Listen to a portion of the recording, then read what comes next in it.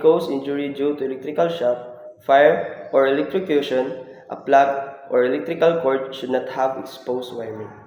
Exposed wires present a danger of electrical shock or electrocution located from different buildings and structures inside the SPAMAS campus. Using an open front plug, possess the risk of contact with live wires when plugging it to an electrical outlet. Broken glass and other sharps or physical hazards is located at back of Gen Ed building.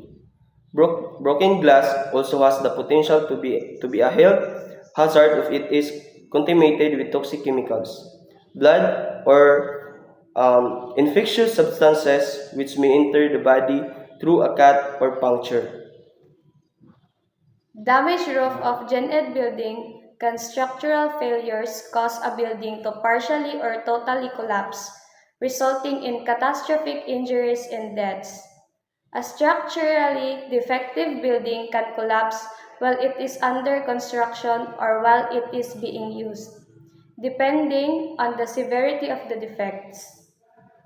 At the garage of school vehicles, workers, teachers, and especially students can accidentally step or fall into unprotected holes, leading to serious injuries such as fractures, head injuries, spinal injuries, and even death.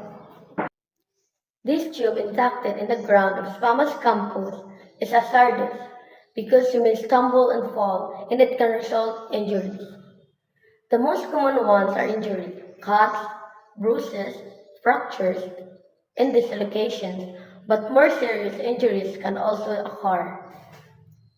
Spamas Fish Fund, located at the front of the admin building, the water as a drowning hazard, water quality and associated health hazards such as leptospirosis and effects of the blue-green algae.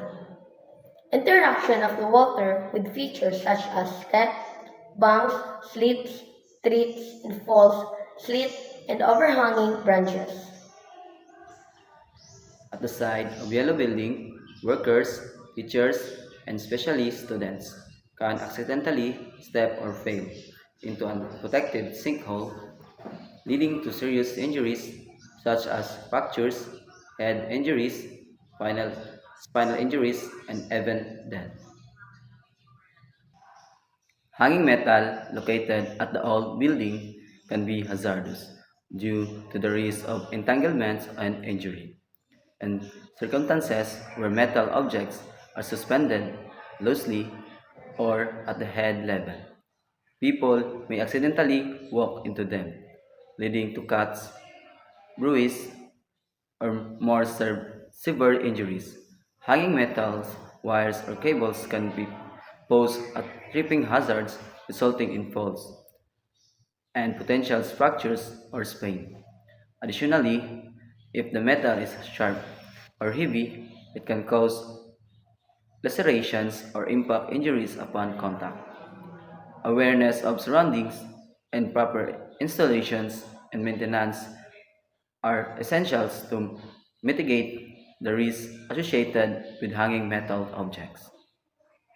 Electricity generators located at the back of guardhouse inside the school campus can be hazardous due to risk of electrical shock as they produce high voltage.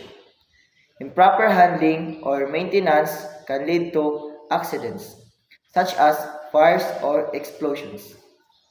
Fuel storage for generators possess flammability dangers demanding careful storage and handling. Fences can be hazardous due to their potential to cause physical injury. The sharp points pose a risk of impalement, especially in areas with active play or where people might accidentally come into contact with the fence.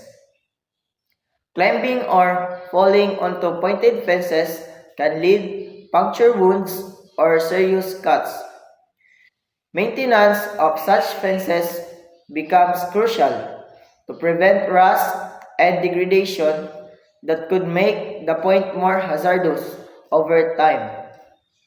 In public spaces or areas with high human traffic, rounded or blunt top fences are often preferred for safety reasons. Right.